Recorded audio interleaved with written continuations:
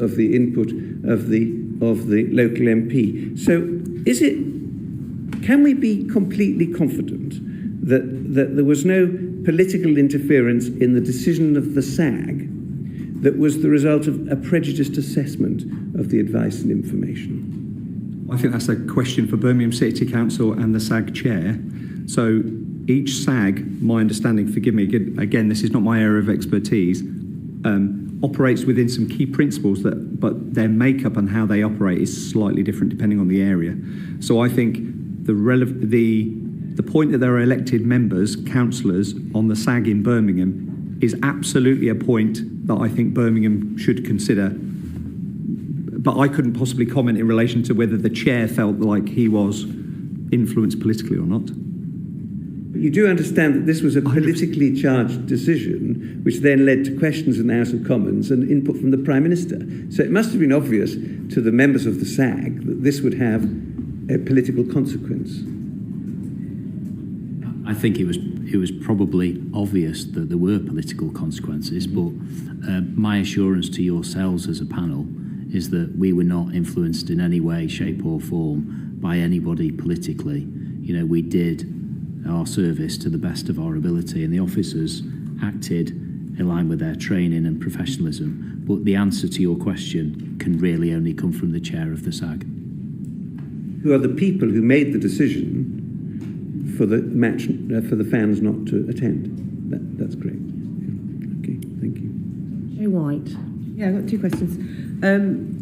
First of all, most SAGs in other areas don't have political representatives. Do you think that's an appropriate way to go forward? And secondly, with the young boys, they do have a history of violence outside the football ground, such as in September and February. So surely different policing responses should be considered very differently towards them as well. Yeah, so I mean, that question just underlines what I was saying before about you treat each game on its own merits. But your first question in relation to SAGs, yes, I am aware that they're slightly different in their composition across the country. I think it very much, should be underlined by clear terms of reference, etc. But any decision as to who sits on that particular body, I think is one which would probably merit some wider debate, because even though there may be no interference whatsoever, I think the concept of any appearance of such is one potentially for yourselves as a committee to take consideration of in the future going forward. So that would be my direct answer on that. It wouldn't be right for a police chief to be saying, how should a SAG be complemented by politicians or should it not? That's really for lawmakers to decide, in my view. But from our perspective, whatever the mechanism is, without fear or favour, we'll produce our information, intelligence, opinions. We are a participant in that process, and our partners around that table are free and open to express their views too, and they know the local area as well. Mr. Foster, do you want to come in on that? Yes, thank you, Chair. As Police and Crime Commissioner, as you'll probably appreciate, I take a declaration of office when I become Police and Crime Commissioner, and there is a very clear requirement within that declaration of office that I will not interfere with operational day-to-day policing. And indeed, the policing protocol is very clear about the separation of operational day-to-day policing and my role as Police and Crime Commissioner around accountability, governance, oversight and scrutiny. And I take those requirements extremely seriously indeed, and I would certainly not ever seek to provide any level of political interference around a decision such as this, or indeed any other decision. Now, as far as the position regarding the SAGs are concerned and the presence of elected representatives on SAGs, what I would say about that is, I think on the one hand, plainly, SAGs are often dealing with decisions that relate to wider public interest. And in those circumstances, one might make an argument that there would be a reason for elected representatives to be involved. But equally, and I think it's a good point made by the Chair, this is not just a question of ensuring that right is done, it is also ensuring that the appearance of right is done. And I think my personal preference would be that on balance, elected representatives would be best not attending safety advisory groups. Thank you. Bella Ribeiro-Addy. Thank you, Chair. We had ministers publicly express their opinions on this decision. Do you think it was appropriate for the government to comment on operational decisions, I suppose they've been made by an independent police force, or in any way do you think that the standard safety decisions were being politicised? And that's to you both. That's a good question. I think you should ask the relevant individual who made such comments. From my perspective, the police operate in the public interest for the public good. We elect politicians. Politicians should be able to freely express their views.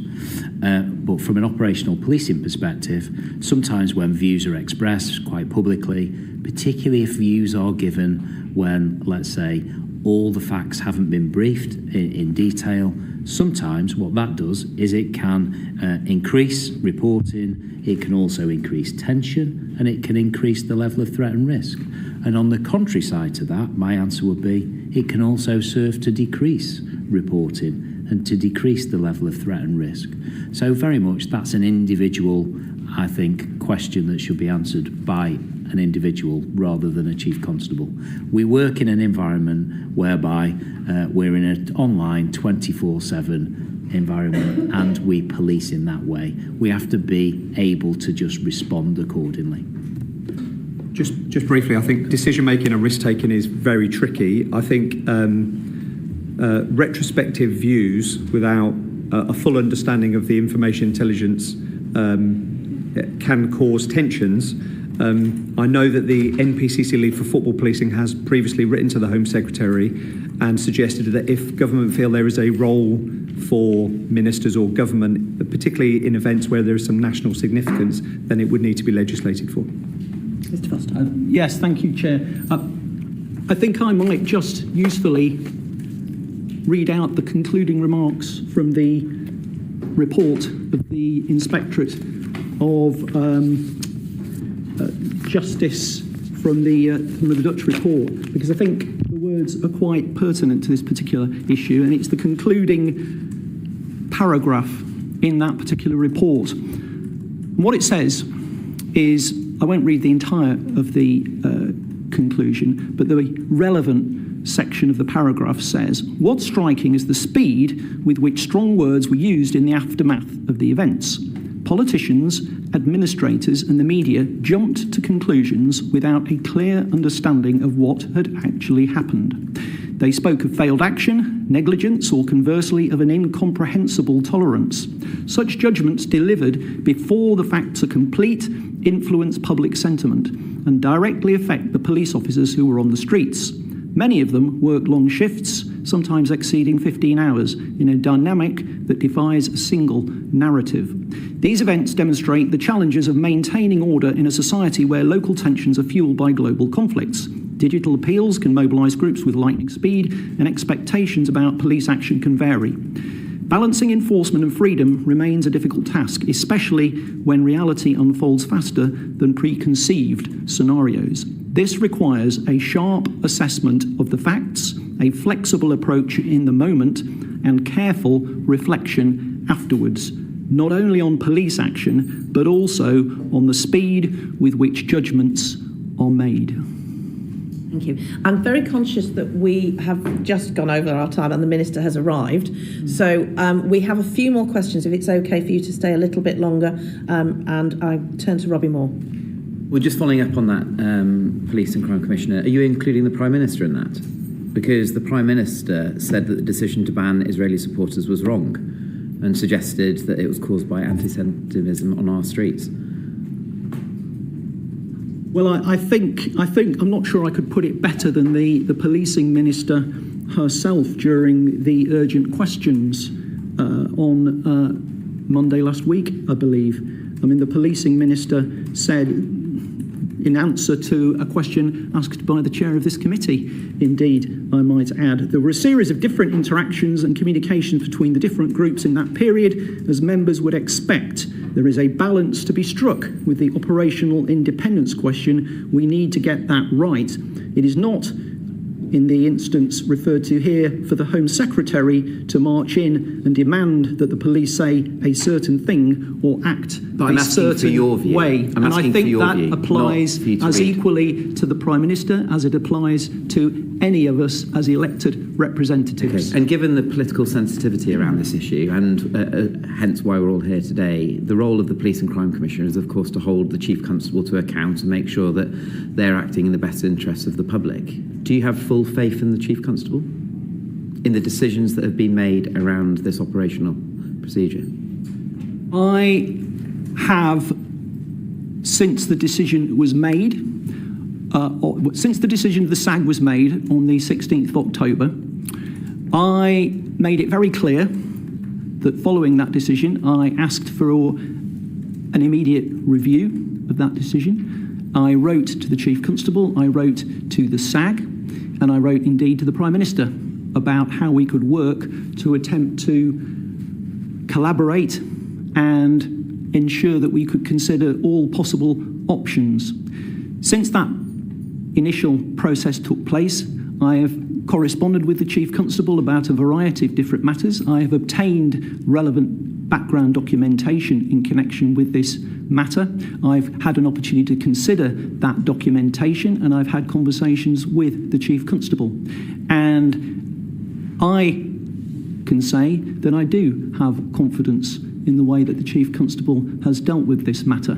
Now, since a week last Sunday, when there was some doubt cast on the credibility, the veracity of the intelligence that was relied upon, I have since written to the Chief Constable in similar terms to that of the Policing Minister in order to ask him to account for the credibility and the reliability and the provenance of that intelligence that was relied on from the Dutch police, and I've received a reply to the effect that the Chief Constable is satisfied with that evidence. And to date, I am satisfied with that. Now, I'm also in correspondence with the MPs who were particularly concerned about this particular issue, and indeed the MP who laid down the urgent question, and indeed the Shadow Home Secretary as well. And I'm in correspondence with them with a view to securing exactly what evidence it is that they wish to rely on in terms of their allegations. And we are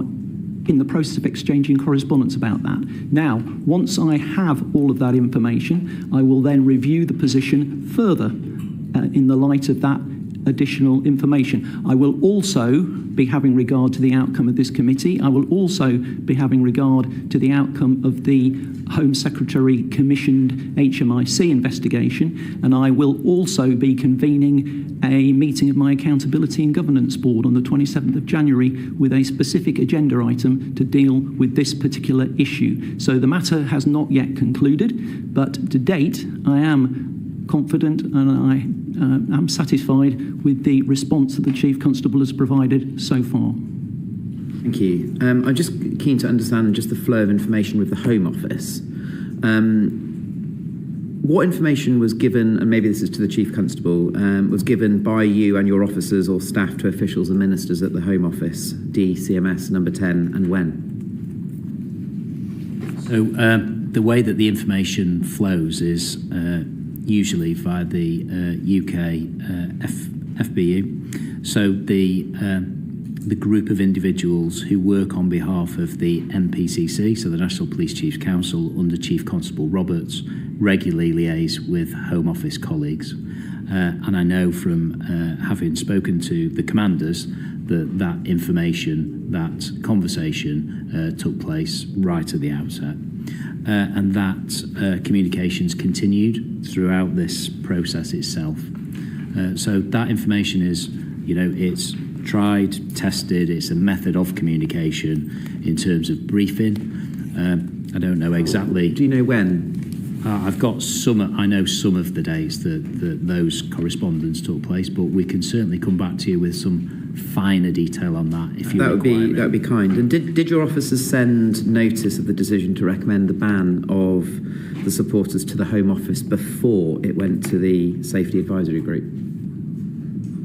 I'm not sure about that. Whether it did or it didn't before the Safety Advisory Group, but we certainly updated the Home Office in terms of our concerns and the risk assessment that we were undertaking. Definitely, It would be helpful for the committee to understand if that went to the Home Office before or after. And did you receive a response from the Home Office to ratify or give any view about the decision to recommend the ban?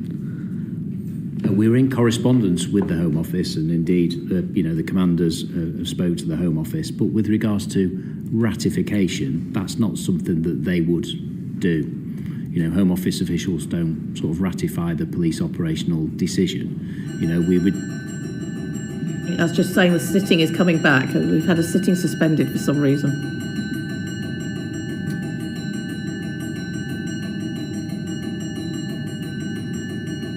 It's not a vote, don't worry, we won't have to disappear. It will end shortly.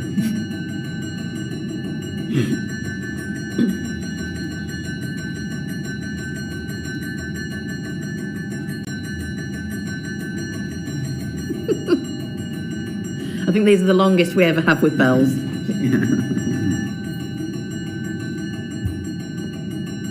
Maybe there's a fault with them. Suspended. It's never suspended. This happened. We don't normally have them. Yeah. Okay, let's just keep. If we can try and keep. Oh, there we go. There. Sorry about that, Mr. So you were saying that the Home Office told me. Yes, there was. He's just told me there was some correspondence. I think by the UKFBU on the 8th of October. Okay, so just to answer the question now about the Home Office, did they respond with a view on the ban, even if they didn't? You commented that they didn't. No, I'm not aware of any response to that effect. Not aware. With a view. Okay. No. I'm very conscious of time, and I say we do have the Minister here. We have a number of other points. Could we write to you with the remaining points that we still have outstanding? We would also appreciate minutes of the SAG meetings and any of the advice that was given, community impact assessment, etc. So we have full visibility and transparency of what was said to who by when, and we would really appreciate that. Can I thank you for your time today and for coming and being witnesses. I will call this part of the session to a close while we change over the witnesses. Order. Thank you. Thank you.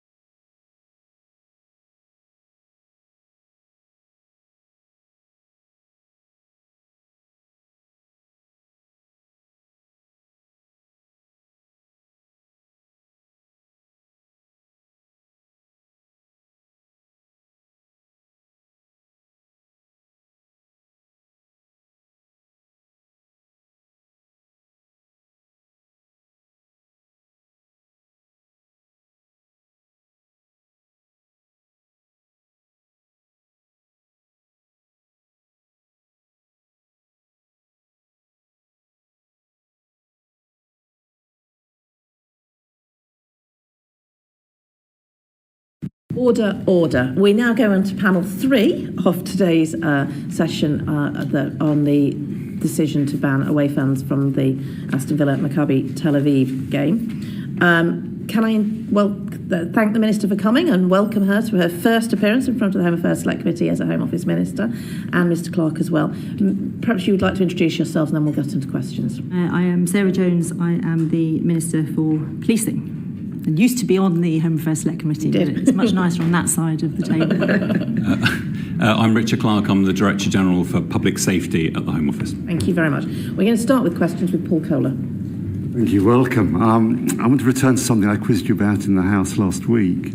According to the policing unit, the Home Office were made aware in the week beginning the 6th of October that banning the fans was a possibility, was being considered. What was the Home Office's reaction to that news?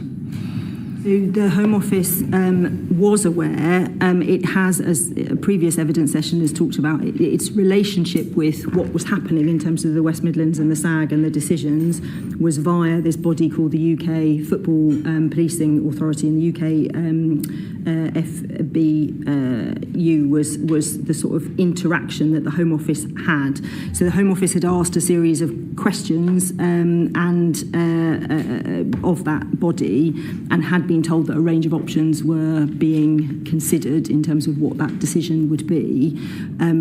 I suspect we'll come back to this more, but one of the issues, I think, looking at it, is that the Home Office had no kind of formal role in the SAG or in the decision. We were asking for information, and Richard can talk more about what we asked for when, but we were asking for sort of information and to be kept up to date rather than having a view or a position or a role in that decision, and I think that's quite an interesting thing to sort of talk through a bit more.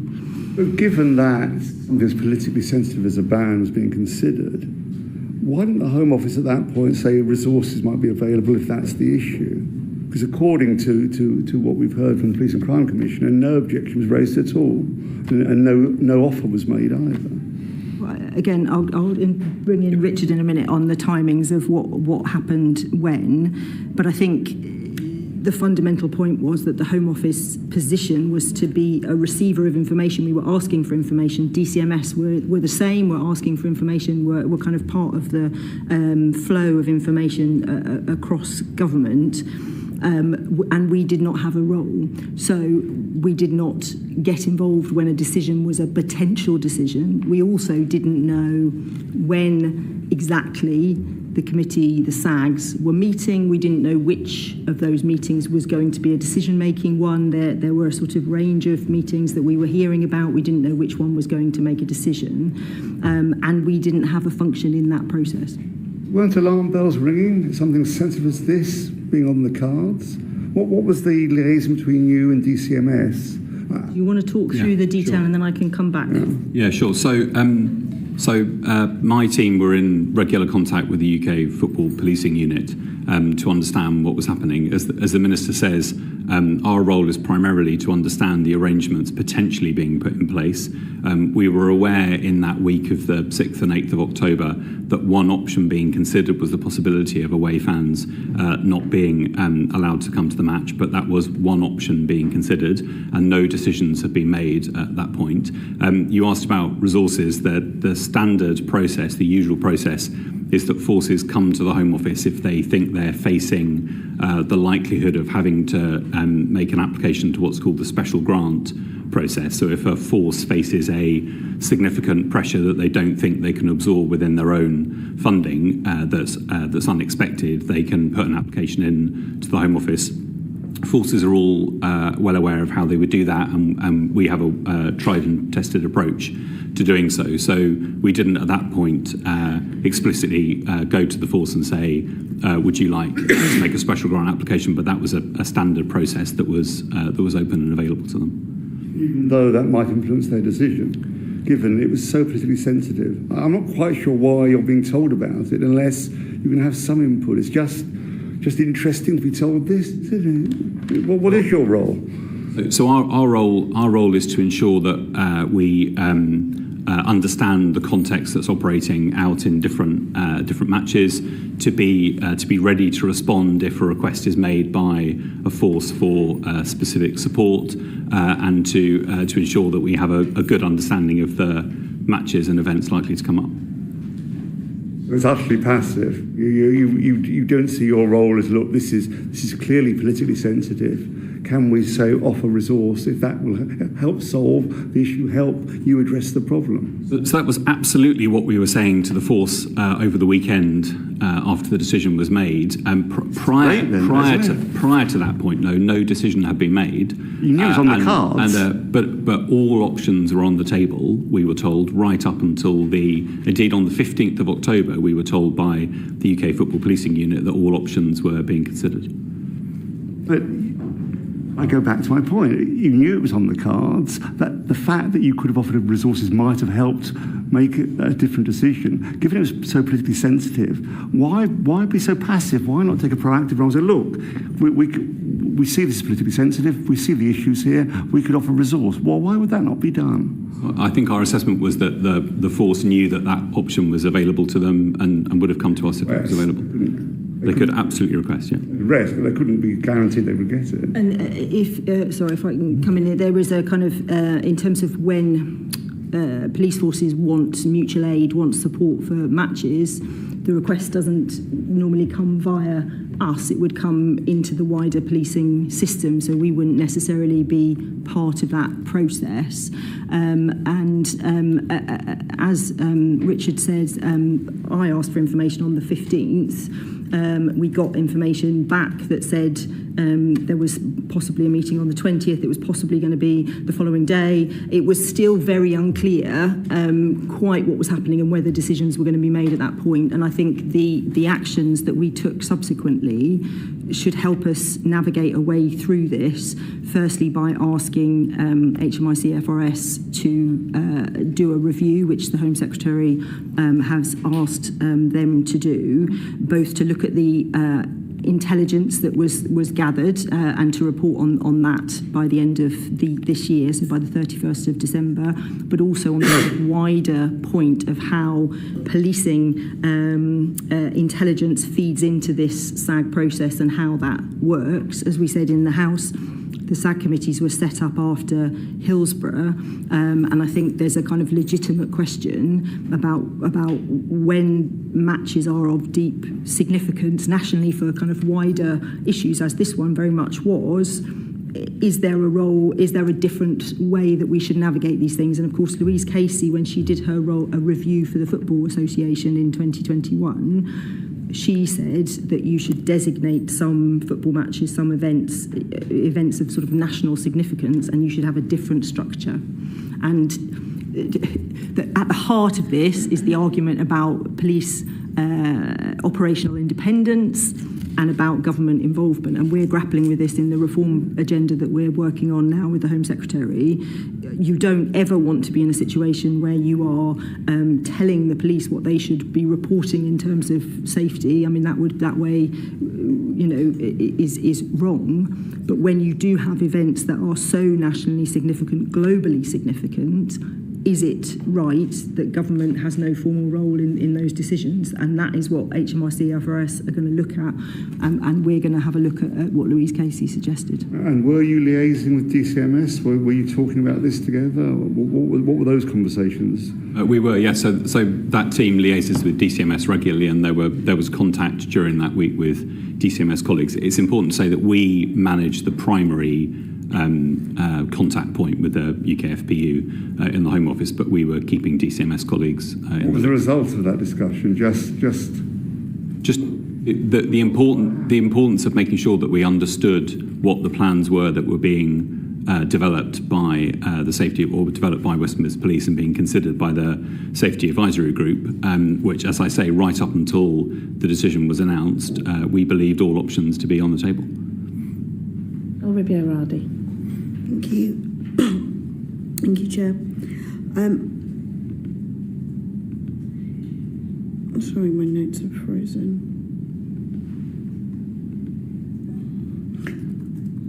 I wanted to ask,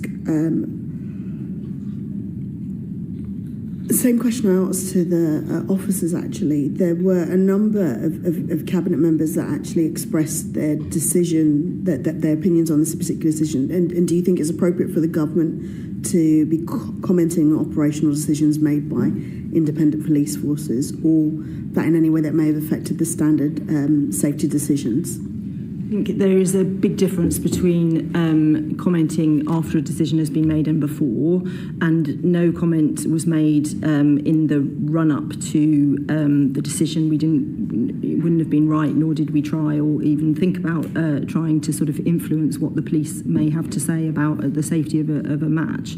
But once the decision had been made, the Prime Minister was very clear in what he said. And I think the view to the world at that point, rightly or wrongly, was that Jews weren't welcome in this country, and we couldn't, the Prime Minister did not want to let that be the view of the government. He wanted to be really clear that we should not have a situation where Jewish fans were not able to come to this country. So what that triggered, once that decision had been made, the Prime Minister had responded, was a weekend of activity chaired by DCMS as the sort of lead across government on this, multiple meetings across government, conversations with the police that Richard did, that basically said, what would it take for this match to be able to go ahead? What would it take? Let's talk about this. Let's talk about all of your concerns. Let's talk about all of the information. Let's talk about money if that's what we need to talk about. But what would it take to enable that match to go ahead? And we were in that mode of trying to come to a solution when the Maccabi team said that the fans would not be coming. So that the process changed again at that point. Thank you.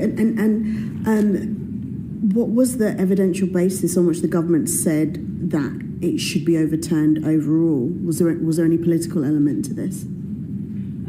I think, as I said, the Prime Minister was expressing a view that, rightly or wrongly, people thought that Jewish people were not being welcomed into our country to watch a football match.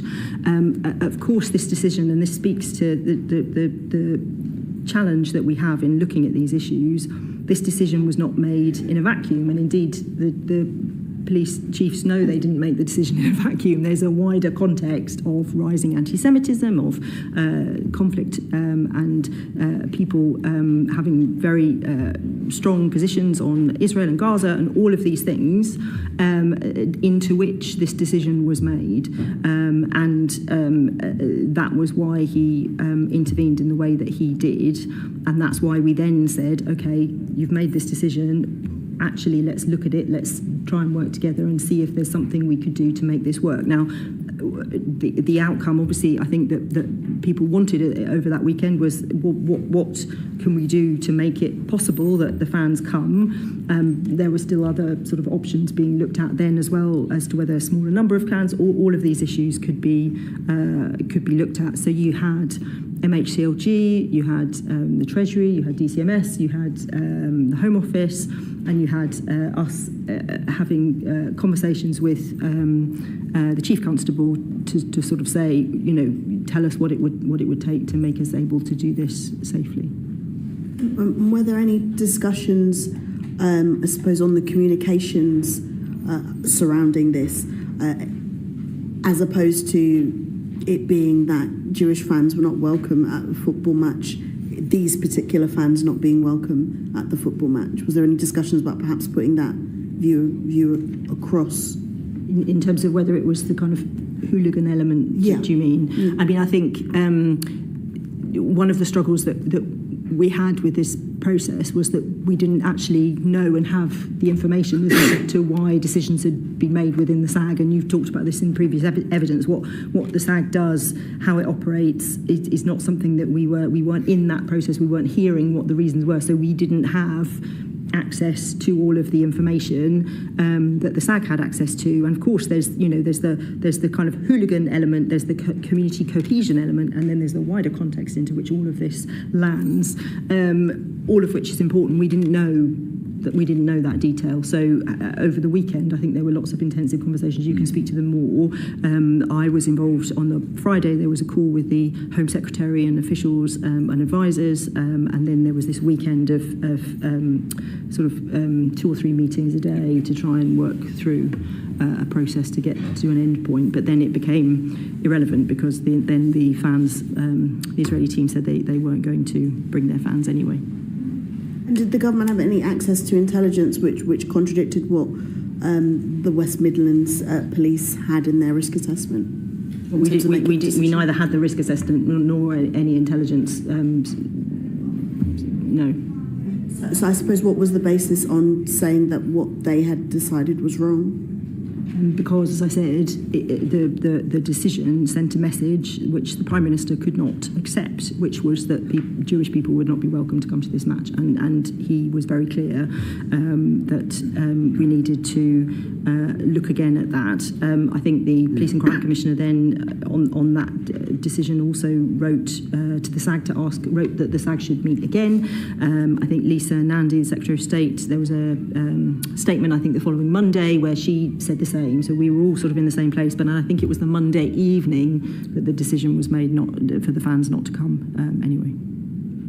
And fans have previously been banned in the UK. I think most notably Celtic and Rangers fans were actually banned from visiting each other's grounds between 2023 and 2025. I mean, on what basis would you say that was right or wrong? Just for consistency? Well, I think obviously the wider context in this is very important, and there are some contested sort of facts and figures that we don't have answers to at the moment. I mean, I would say as a wider point, policing football matches is really hard. Policing protests is really hard, and the police pretty much do a really good job in what is very difficult. And when I've been involved in conversations as the Shadow Policing Minister about protests for a long time, and West Midlands Police is often held up as an example of managing these things well, actually, in terms of the work that it does to get us to a point where conditions are put in place and community sort of engagement is done to a point where you can navigate your way through protests. And I think in the main, the police do a very good job policing football matches in very difficult circumstances. I think there are several issues here that we need to unpick. One is the particular issue about intelligence and what was the right intelligence and what was the wrong intelligence, to which we don't have an answer. But the second is this system set up to fail? and actually, do we need to look at a different system? And we've asked HMRC FRS to look at that for us to see whether we are putting local bodies in an impossible position when they're having to make a decision that has a much wider, a much wider impact. Thank you. Peter Prinsley. Thank you very much. Peter Prinsley, Bury St Edmunds, Stowmarket. So I think what I'm sort of picking up here is that the government was put in a position to having to deal with the problem after a decision had been made. So the SAG in Birmingham decided that the football match should not go, or the fans from Israel should not come. And then by the time you were alerted to it, we then had a sort of political catastrophe, because we've got a situation in which, as you say, the Prime Minister had to come forward and say we can't have a situation in this country where Jews are not welcome at football matches, in the wider context of what was going on with anti-Semitism all over the country. And so it seems to me that there was a sort of political link that was missing here. And I think you alluded to the way in which the SAG works for an event such as this. And do you think that there should have been there should have been deeper political thinking going on in Birmingham and in the SAG? Perhaps because we know that some of the members of the SAG are politically elected individuals. Do you not think it would have been appropriate for some of them to have realised what the consequences of this decision were, and that there should have been contact with people in government before this announcement was made? Again, to put it in the context, the SAG has its terms of reference and does what it does, part of that role is not you need to alert central government when there's a problem coming. Equally, we knew in the Home Office that this was happening, that there were several options being looked at, one of which was this option to not allow fans to come. And again, we had no role. And actually, it was a hugely political, it was a very important decision. So what that says to me going forward is we need to look at whether this structure is the right structure. Joe White. Following the announcements that the Maccabi plans, Tel Aviv plans were going to be banned, what contact did you have with West Midlands Police? Well, you were the one over the weekend that was having the contact. Obviously, from we heard about the decision. I should be clear when we read about it when I think Aston Villa tweeted about it first because it's their decision. So they about 5:15 tweeted, and that's when we first knew about it. Obviously there was a kind of initial, taking in that information, and then there was this weekend of very active engagement with the police and with other government departments. But I don't know if you want to speak to your engagement. Yeah, so I spoke to the Chief Constable several times over that weekend, as did members of my team. We were also discussing at more operational level. In addition to the small team that I have that liaise directly with the National Football Policing Unit, we also have a team that specialises in liaising with police forces during particularly important moments. They were brought in to support as well, so they were talking individually to their kind of counterparts in West Midlands Police. Throughout that entire weekend, my and the other civil servants involved, number one priority was to achieve the government's objective, which was that this match should go ahead with fans able to be present from both teams. And so the conversations we were having with the police were about understanding the sequence of work that they were doing to think about alternative options, the likely timings of SAG meetings, which continued to be a source of some discussion right up until the Monday evening, exactly when those SAG meetings were going to take place.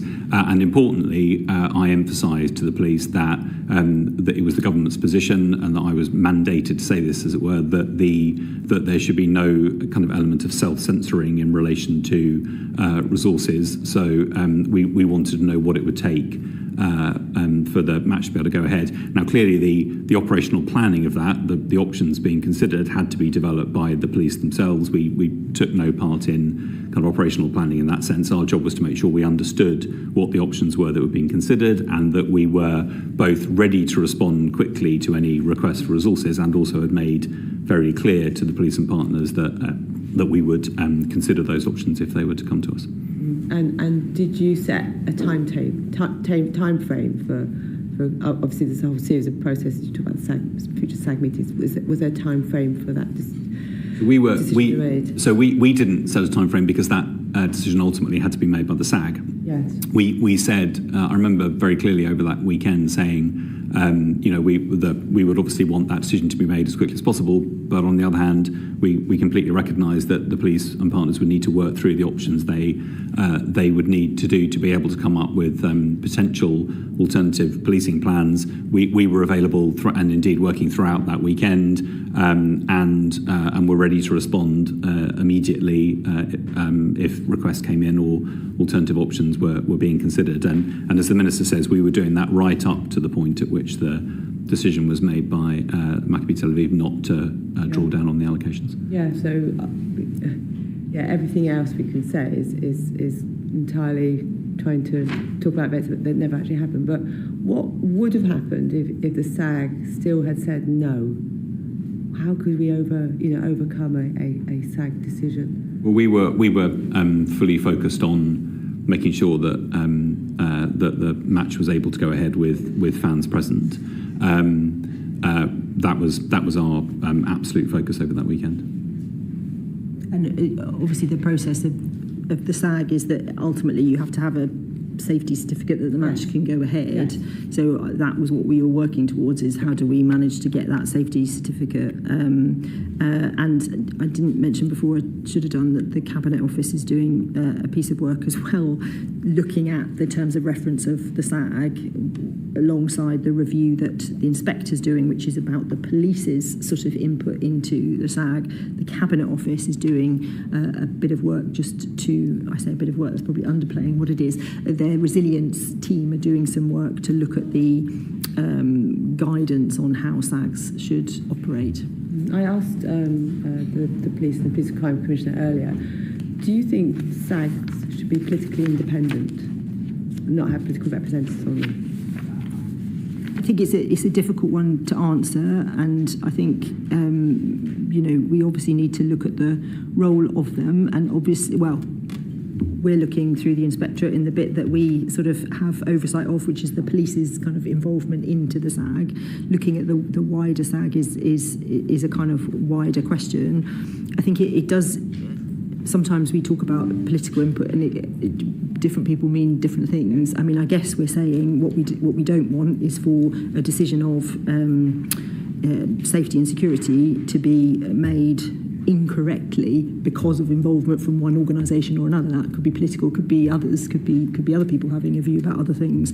I think the principle after Hillsborough, which, as we know, was a absolute tragedy, and we needed to make sure football matches were safe. The principle is you bring together all the bodies, the emergency services, the local community sort of organisations together to have that conversation, and that's a good principle. On this occasion, because it had such a bigger sort of national, international dimension, you kind of think, do we need something of the like of what Louise Casey has suggested or Lord Mann has suggested in terms of bringing together of a sort of slightly different group of people to also feed into the decision. Nicola. I'm struggling with the logic. Before the decision was made, you're kept fully informed, but you take a sort of vow of silence that you won't actually get involved. The moment the decision is made, and it's far more difficult, you then have rightly see the right to facilitate a change of decision. If you can offer that facilitation after the decision is made, why can't you offer it beforehand when it's far less difficult to actually get to the preferred outcome? I think there's a number of things there. One is that we weren't sure when the SAG was meeting, who was on it, on what basis they were making the decision. We're not in that conversation. Should we have seen the political implication of this earlier? Quite possibly. We are looking at. We have already looked at our sort of processes in terms of raising issues within the Home Office, but the reason that didn't happen is because there wasn't a role for the Home Office. It wasn't because people didn't realise that it was a significant match. It was because we had no role in that decision-making process. There's no role afterwards, but you inserted yourself in because it was so political. You don't have a role at any point in that, but you inserted yourself in because it was so political. Isn't reality either you took your eye off the ball or were complacent about what was happening? I don't think we were complacent at all. I think the reality of our role is one that is now being looked at through HMRC FRS. They're looking at what is the role of police into this system. We're also looking at what's the role of the Home Office in terms of policing decisions. The whole police reform agenda is an interesting one. As we know, back in 2012, when Police and Crime Commissioners were set up, the role of the Home Office was to step back from a lot of these issues and not to be hands-on in a way that we were before. We're looking through the reform agenda. Is that balance right? Do we need to shift it? So you make a reasonable point in terms of what is our role and when should we be stepping in, but I can't overstate how hard it is for a decision like this, because the operational independence of the police is so important. If we were charging in and telling them before they'd made a decision, before they had a position, and then something catastrophic happened, then, you know, clearly that would not be something we would want. So we have to get this balance right. I see that completely. From what you said earlier, though, you do accept perhaps the political implications weren't fully considered. You do accept that? I think there was information flows within the civil service, within the department, within the private offices, and we were acting in our role, which was to sort of ask for information, to receive information. It was being passed around with DCMS and others, and I don't think we could have publicly had a role at that point because the decision hadn't been made. I don't think that would have been right. Robbie Moore. I mean, just to expand on this, it all seems a bit of a mess. So we have a scenario where a decision has been made by West Midlands Police. The Home Office are notified by that decision, but or the direction of that decision being made, but yet a feeling that the Home Office can't step in. But then the Prime Minister ultimately comes out and says that that the decision to ban Israeli supporters was completely wrong. So I would say that there is an element of a role that the Home Office should be politically sensitive to in terms of the social cohesion implications of decisions that are being made. Well, just to be clear, I mean, no decision was made before the decision was made. The police don't. The police put the advice into the SAG. The SAG makes a decision that then the local authority is the ultimate body responsible for giving the safety certificate, and then it was the decision of Aston Villa to not allow the fans or to say there'd be no away fan tickets. That was an Aston Villa decision. So we didn't know that decision until 5:17 on the day itself when the decision had been made, and Aston Villa tweeted about it. So no decision had been made up to that point. We knew that there were options on the table, and we knew that it was likely that there'd be a ban on the fans, but we didn't know there was also other options being considered of smaller number of fans being allocated, or the match being held behind closed doors with no fans, or the match being held somewhere else. All these things were sort of At what point were any concerns raised by the Home Office? Was any concerns raised by the Home Office when there was an understanding that the ban would follow through? No, you go. I was just going to say, so we contacted the UK Football Policing Unit on a number of occasions, in particular between the 8th and or in that week of the 6th, 8th and 15th. On the 15th of October, we contacted the UK FPU expressly following the policing minister asking us to check what the latest was, and at that point were told all options were still on the table, and it wasn't confirmed yet at that point when we spoke to UKFPU exactly when the next SAG meeting was going to be, or whether that next SAG meeting would take a decision. So we were in contact with the UKFPU in order to understand the options being considered. We were expressly not seeking to interfere in that decision, but we do want to understand it in order to be able to properly brief ministers. And we're told on the 15th that all options were still being considered. And was there any line of communication directly with the West Midlands Police and Crime Commissioner on this? Not that I'm aware of, certainly not from my team. And I mean, I'll ask the same question to the policing minister as I did to the Police and Crime Commissioner. In your view of the Chief Constable's decisions, that ultimately, do you feel that do you have full faith in the Chief Constable in terms of the decisions, operational decisions that he was making, and ultimately the conclusion that was reached? Well, I think, firstly, as I said before, West Midlands Police has been held up as an example of good practice over the years in terms of how it handles protest, community cohesion, all of those. In relation to this, there is a contested issue around the intelligence, which obviously you spoke at length to him about, which we are waiting on. But that is the only contested point at this time. So reserving a judgment yet, is that the conclusion?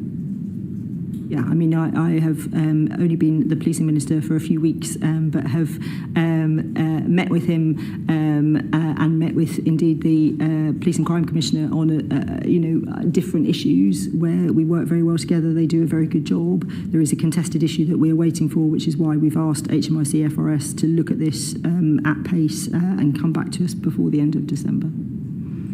Just to be absolutely clear on the timeline, you were first alerted that there were concerns around this match when? So the first time we were aware of potential concerns was in early September. It was early September. So the match was announced in the August, I think. That's when UEFA said when the fixtures would be. In early September, there was a notification that there were concerns around this match. Potential concerns, right. And how much of that was based on Lord Mann's previous report to you on the what had happened at the Ajax game? So some of that concern in early September was based on Lord Mann's concerns about what had happened in the Ajax game. And when was it made clear to you that West Midlands Police were going to recommend?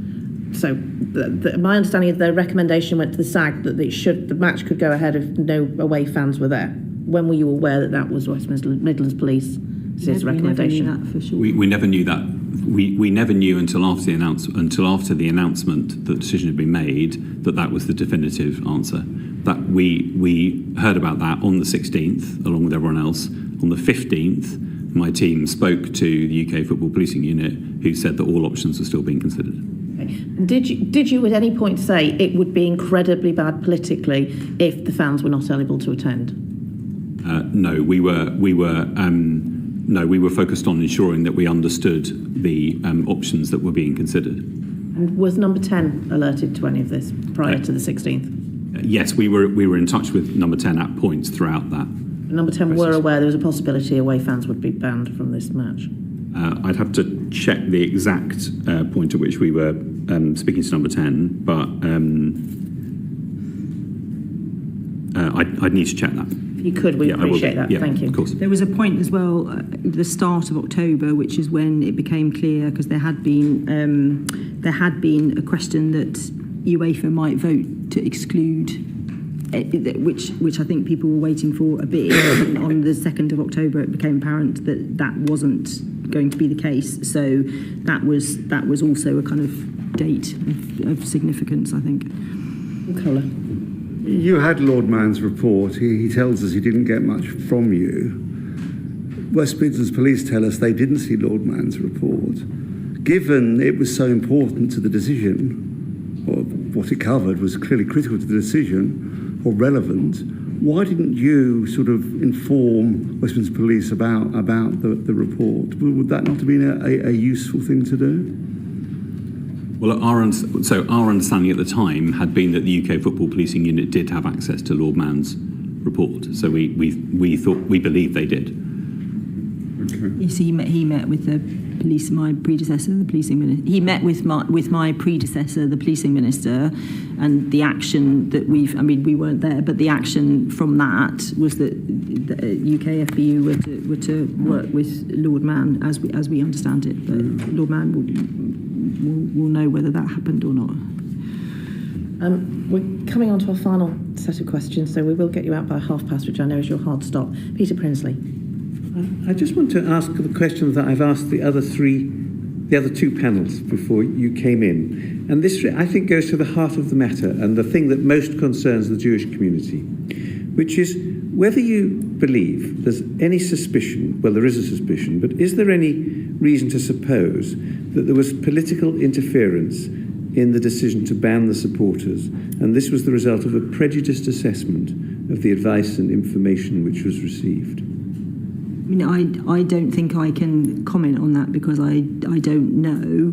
I haven't seen any evidence to suggest that there was prejudice, but nor have I seen all of the information. So I think that's why we're asking HMRC FRS to look at the intelligence that was, there were lots of different sort of views as to what happened in that Amsterdam match and different bits of information. So we need to get to the bottom of that.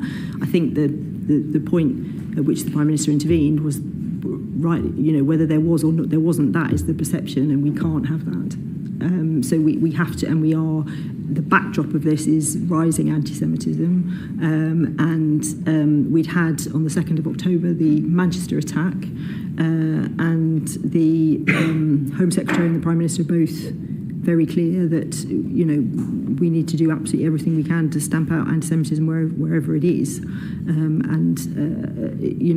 that is a guiding principle that sits behind a lot of what we're doing, why we're providing more funding for synagogues, why we're working so closely with colleagues from the Jewish community. But I can't literally answer the question that you've asked because I don't have the information. Yeah. Oh, well, thank you for that. That's a very candid response. I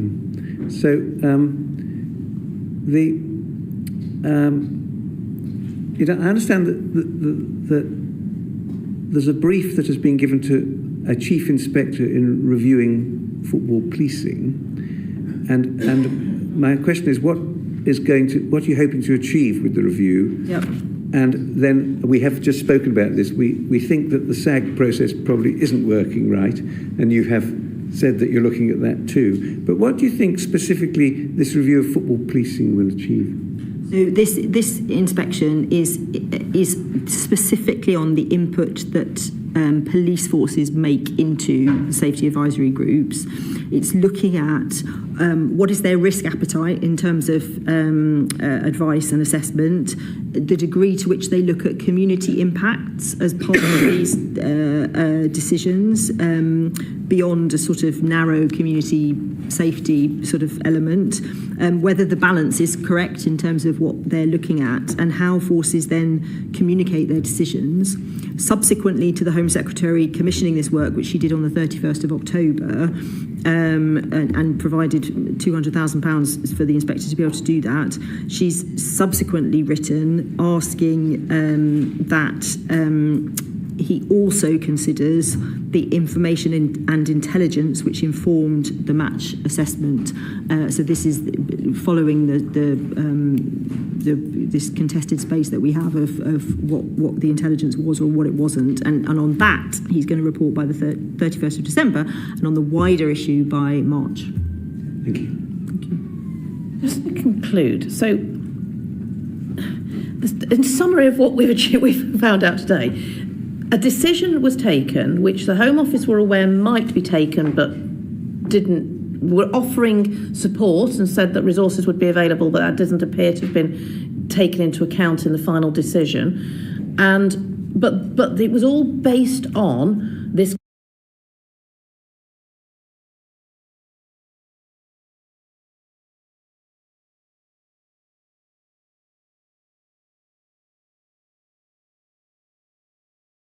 contested assessment of the intelligence from what happened at the Ajax game, where we've got Lord Mann's report saying one thing, we've got this intelligence report from the Chief Inspector of West Midlands Police saying something else, and then we've got other things coming through now from the Dutch police. Did it cross anyone's mind at the Home Office to just challenge the